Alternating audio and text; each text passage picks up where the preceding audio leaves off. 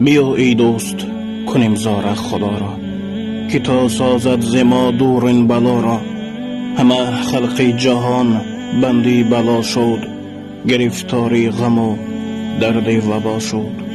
و با هر جا به آدم می ستیزد، از این واهیم آدم می گریزد.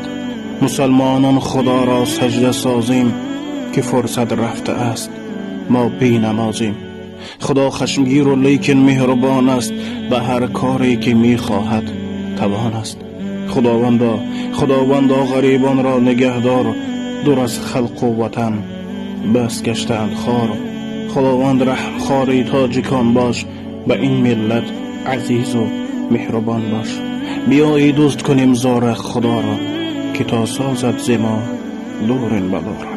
اللهم إني أعوذ بك من البرص والجنون والجذام ومن سيء الأسقام.